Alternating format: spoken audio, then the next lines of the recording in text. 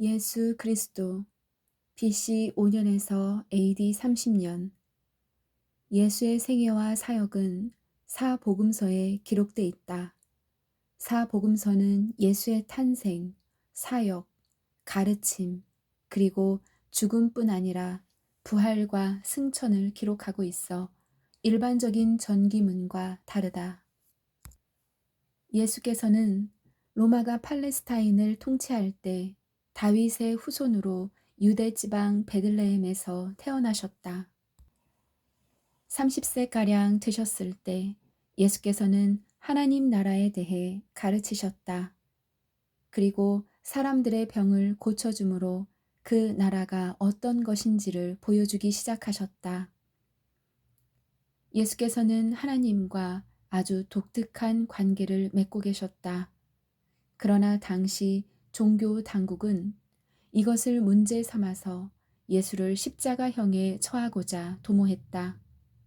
최후 만찬 때 예수께서는 새 언약을 수립하셨고 이 새 언약을 통하여 제자들은 하나님과 특별한 관계를 맺었다.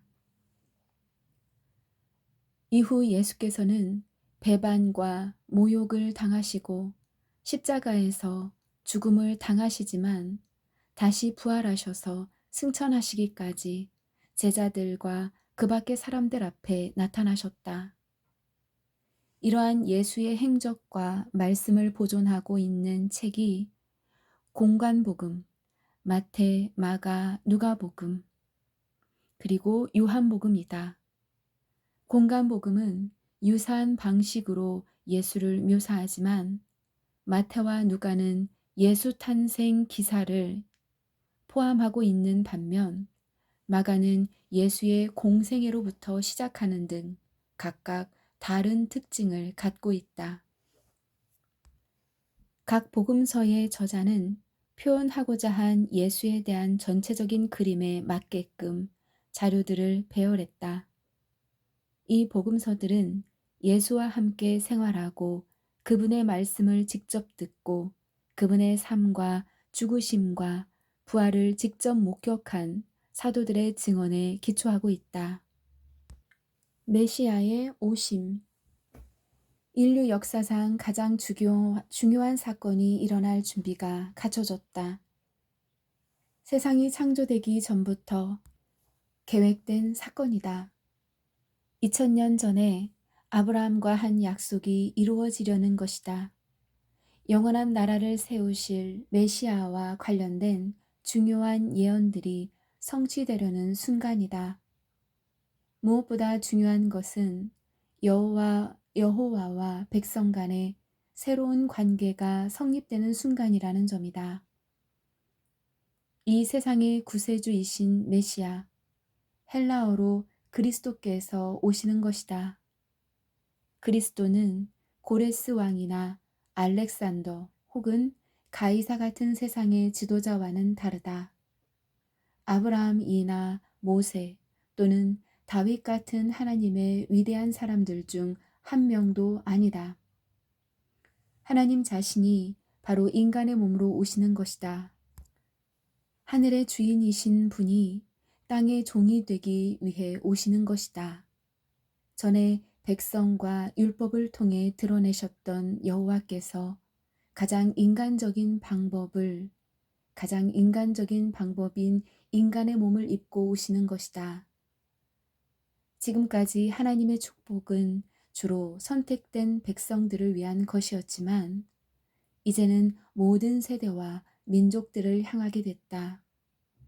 이 그리스도, 메시아는 누구인가? 그의 이름은 예수다. 상징적인 명칭은 하나님이 우리와 함께 계시다는 뜻의 임마누엘이며 이로써 신성을 분명히 했다. 인간이면서 하나님이시며 창조주 하나님이시면서 인간이다. 하나님께서 자신을 낮추심으로 인간이 높임을 받게 됐다. 하나님께서 천국을 떠나셨기에 인간이 그곳에 들어갈 수 있게 됐다. 하나님의 방법을 이해할 수조차 없는 인간에게 이는 분명 신비롭고 놀라운 비밀이다. 정말 멋진 비밀이 아닐 수 없다. 신약의 기록이 시작되면서 성경은 예수 그리스도를 믿고 순종하면 구원에 이를 수 있다는 복음을 선포한다. 이 복음은 헤롯 왕 시대에 갈릴리의 한 처녀에게서 난 예수의 기적 같은 출생으로 시작된다. 예수께서 성장하시면서 세례 요한은 약속된 구주이신 메시아로 오신 분이 예수임을 선포한다. 예수께서는 공생애를 시작하면서 기적적인 치유와 여러 가지 놀라운 일들로 자신의 신성을 증명하신다. 또 하나님의 나라가 가까이 왔으니 회개하라고 선포하신다. 예수의 가르침은 사람들에게 하나님을 경배하고 서로 관계를 맺는데 새로운 영적인 기점을 마련하라고 부르시는 내용이다. 그러나 예수의 가르침은 당시 유대 종교의 전통적인 관행에 도전하는 데다 예수 자신이 하나님의 권위를 가졌다고 주장하여 종교 지도자들에게 강한 반발을 산다. 이 때문에 예수께서는 유대와 로마 지도자들에 의해 체포되고 재판을 받기에 이르신다. 부당한 죄목이었지만 예수께서는 십자가형을 선고받고 결국 십자가에 못 박혀 죽임을 당하신다. 이 판결은 예수와 예수의 가르침 모두를 종식시키려는 종교 지도자들의 음모에서 비롯된 것이었다. 그러나 죽은 지 사흘 만에 예수께서는 무덤에서 살아나셔서 기적적인 부활을 증명하시고 이때부터 복음은 강력한 능력을 가지고 퍼져나간다. 기독교 신앙이 주는 희망의 메시지는 예수께서 죽음에서 살아나셨듯이 그리스도 안의 의인들도 영원한 새 생명을 얻게 되리라는 것이다. 복음서 이야기. 세상의 역사책들이 예수의 사역과 영향력에 대해 증언하고 있기는 하나 그의 생애를 자세하게 기록한 전기문 형태의 책은 보존돼 있지 않다. 예수의 살아생전 모습은 주로 마태복음, 마가복음, 누가복음, 요한복음으로 알려진 사복음서에 기록된 내용을 기초로 하고 있다. 사복음서에 기록된 예수의 생애 중 어떤 부분은 비교적 자세하게 기록된 반면 어떤 부분은 특정한 역사적 사건에 맞도록 구성되어 있다. 그러나 어떤 복음서도 예수의 생애를 연대기식으로 기록하고 있지는 않다. 복음서는 분명히 역사적 기록의 성격을 띠고 있지만 예수를 따르던 자들의 믿음과 희망에 근거하여 그의 가르침과 사건들을 기록한 믿음의 기록이다. 따라서 사건이 일어난 정확한 때와 장소가 항상 기록된 것이 아닐 뿐더러 사건이 일어난 순서 역시 추정할 수 있을 뿐이다. 예수의 사역을 기록한 순서 역시 복음서마다 각각 다르다. 복음서 저자가 예수의 사역을 연대기 순으로 기록할 의도가 없기도 했지만 여기에는 몇 가지 원인이 있다. 우선 사복음서의 저자가 각각 다르기 때문이다. 저자가 다르다 보니 사건을 바라보는 관점이 다를 수밖에 없고 중점적으로 강조하는 내용도 달랐으며 특별한 목적을 가지고 사건의 배열을 달리했을 수도 있고 글을 읽는 독자의 대상도 각각 달랐다. 복음서 전체에서 언급된 사건이 있는가 하면 한두 군데만 언급된 것도 있고 아예 다른 복음서에는 나오지 않는 사건도 있는데 이건 역시 같은 이유에서이다. 이 때문에 피상적으로 읽으면 혼란스러울 수 있지만 자세히 연구해 보면 놀라운 조화를 이루고 있음을 발견할 수 있다.